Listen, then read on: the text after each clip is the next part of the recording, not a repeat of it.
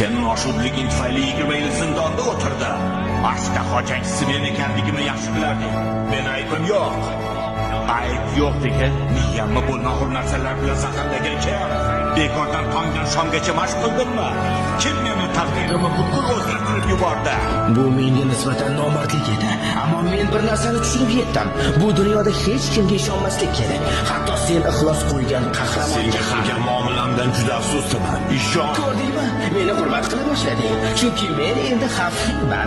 Bu dunyo shunday tuzilgan o'zi. Odamlar, hatto butun boshli davlatlar ham hurmat qilishlar uchun hatto pullarni ham ayashmaydi.